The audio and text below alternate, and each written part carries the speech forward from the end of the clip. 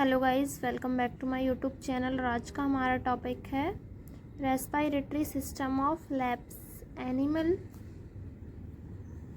Animal पोषक पदार्थ की भांति ऑक्सीजन को भी वातावरण से ग्रहण करते हैं। इसके बदले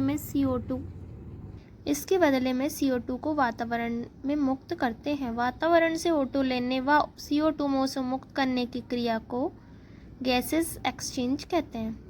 first, respiration of breathing. Respiration श्वसन। रेस्पिरेशन शब्द एक एंजाइम प्रयोग सेल्स में होने वाली उन सभी प्रक्रियाओं के लिए प्रयोग किया जाता है जिनके अंतर्गत ऑक्सीजन का उपयोग होता है तथा CO2 के निरर्थक पदार्थ के रूप में निर्माण होता है, अर्थात जीवन की वह क्रिया जिसके अंतर्गत जंतु वातावरण से ऑक्सीजन प्राप्त करता है और उसका यूज़ एनर्जी प्रोडक्शन से करते हैं, श्वसन कहलाती है। ब्रीथिंग एक सरल यांत्रिक प्रक्रम है जिसके अंतर्गत वायु वातावरण से लंग्स श्वसन अंगों में प्रवेश करती है तथा श्वसन के पश्चात वायु श्वसन अंगों से बाहर भी निकाल दी जाती है, जिसके अंतर्गत रेस्पिरेशन एंड एक्सरेस्पिरेशन की क्रियाएं आती है। सेकंड है respiratory organs of lapse. Lapse में मुख्य श्वसन अंग केवल एक जोड़ी लंग्स है। मुख्य श्वसन अंग से संबंधित कुछ और भाग इस क्रिया में सहायता करते हैं जिन्हें सहायक श्वसन अंग कहते हैं। लैप्स में सहायक श्वसन अंग निम्न है: नोज एंड नोजल पोजेस और रेस्पिरेटरी पैसेजेस। सेकंड है वायुनाल विंड पाइप। थर्ड है श्वास नली ट्रैकिया। फोर्थ है लंग्स फेफड़े। इनको बोलते हैं सहायक अंग, और लंग्स जो होते हैं मुख्य श्वसन अंग बोलते हैं क्योंकि ऑक्सीजन को लेते हैं और कार्बन डाइऑक्साइड को बाहर छोड़ते हैं, इनहेल करते हैं ऑक्सीजन को। ये डायग्राम दिया है इसका। फिर लंग्स। आपको पता है लैप्स मतलब क्या होता है? लैप्स मतलब होता है रैबिट, मतलब खरगोश का रेस्पिरेशन। तो लंग्स या एक मैमल्स या लैप्स का मुख्य श्वसन अंग है जो कोमल गुलाबी से रंग का तथा अत्यंत लचीले होते हैं। लंग्स एक जोड़ी होते हैं, इन्हें क्रमशः लेफ्ट लंग्स तथा राइट लंग्स कहते हैं। लेफ्ट लंग्स बायां भाग होता है। फेफड़ा दो पिंड का बना होता है, left interior lobe and left posterior lobe.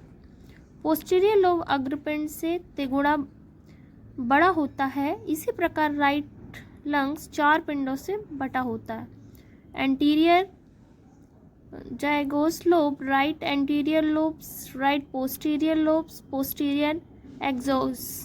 Third है मैकेनिज्म ऑफ ब्रीथिंग।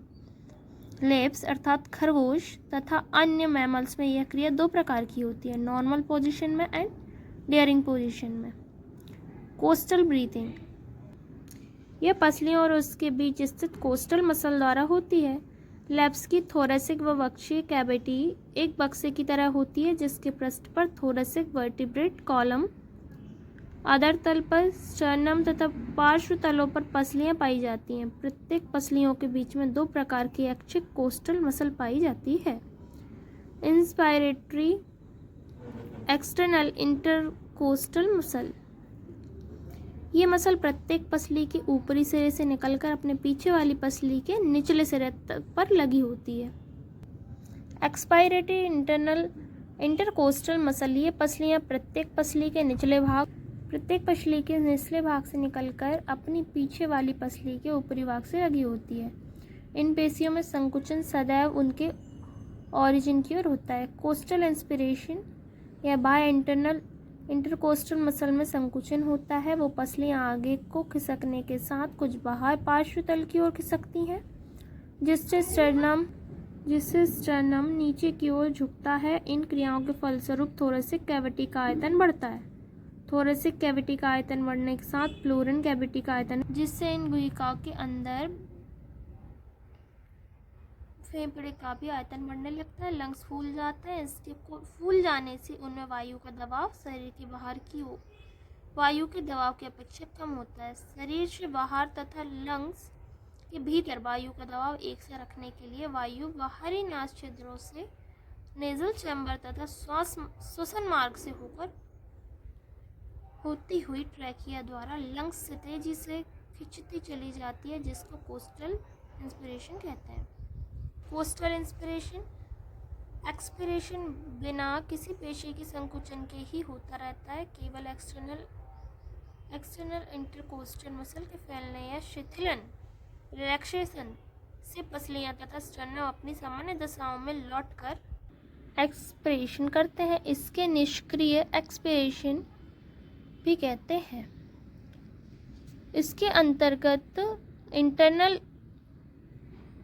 इंटरकोस्टल इस क्रिया के अंतर्गत मसल के सिकुड़ने के कारण पसलियां तथा स्टर्नम अपनी पहले जैसी दशा में पुनः वापस आ जाता है। इस दिशा में बक्षीय गुहिका का आयतन घटकर उतना ही रहता है जितना कि इंस्पिरेशन के पहले या थोरेसिक कैविटी के आयतन घट जाने के कारण लंग्स में पहले की आई हवा का दबाव पड़ता है, जिससे लंग्स पिचक कर अधिक वायु को ट्रैकिया में फेंकते, जहाँ से यह मार्ग तथा नोजल चैम्बर से होती हुई बाहर वातावरण में निकल जाती है। फिर एब्डोमिनल ब्रीथिंग, इस ब्रीथिंग का मुख्यतः डायफेरिंग्स द्वारा संपन्न होता है। एब्डोमिनल इंस्पिरेशन के समय डायफेरिन मसल के में संकुचन होता है, जिसके कारण यह गुंबज की तरह न रहकर पीछे की ओर हटता हुआ चपटा हो जाता है। डायफेरिन्स के चपटे हो जाने से थोरेक कैविटी तथा फ्योरिंग्स कैविटी का आयतन बढ़ता है, जिसके कारण लंग्स का आयतन बढ़ जाता है, जिससे वायु वातावरण से लंग्स में प्रवेश कर जाती है। फिर एब्डोमिनल इंस्पिरेशन, इसमें डायफेरिन की सिकुड़ती हुई पेशियों में रिलैक्सेशन होता है,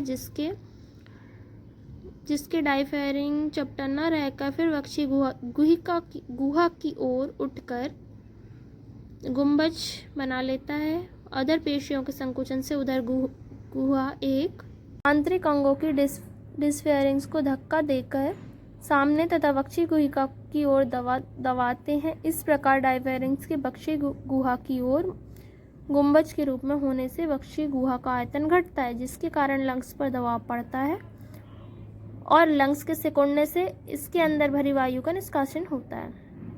एब्डोमिनल ब्रीथिंग क्या है? इस प्रकार का ब्रीथिंग मुख्यतः डिस्पिरेशन में होता है। एब्डोमिनल इंस्पिरेशन, इसका इंस्पिरेशन के समय डायफेरिन्स के मसल में संकुचन होता है, इसके कारण यह गुंबज की तरह न रहकर पीछे की ओर हटता हुआ चपटा हो जाता है। डायफेरिन्स चपटे हो जाने से थोरेसिक कैविटी तथा प्लूरल कैविटी का आयतन बढ़ता है, जिसके कारण लंग्स का आयतन बढ़ जाता है। इससे वायु वातावरण में लंग्स से प्रवेश कर जाती है। जो वायु है वो पर्यावरण या वातावरण से लंग्स में पहुंच जाती है। एब्डोमिनल इंस्पिरेशन, इसमें डायफेरिन्स की सिकुड़ी हुई पेशियों में रिलैक्सेशन होता है, जिसमें डिस्फेरिन चपटा न रहकर फिर वक्षीय गुहिका की ओर उठकर गुंबज सा बना लेता है। उदर पेशियों के संकुचन से उदर गुहा के आंतरिक डायफेरिन्स को धक्का देकर सामने तथा वक्षीय गुहिका की ओर दबाते हैं। इस प्रकार डायफेरिन्स वक्षीय गुहा का आयतन घटता है, जिसके कारण लंग्स पर दबाव पड़ता है और लंग्स के सिकुड़ने से उसके अंदर भारी वायु का निष्कासन होता है। तो इसके बाद हमें लिखना है कंक्लूजन, तो वो आप सारा पढ़ के और लिख के मुझे बताइएगा। फिर उसके बाद आएगा हमारा रेफरेंस। तो रेफरेंस में आप कोई भी एक बुक का नाम लिख सकते हैं, एक बुक का नाम और एक राइटर का नाम। तो मैंने आपको बताया था पहले भी, तो आप वो लिख देंगे। So thank you for watching, like comment share and subscribe.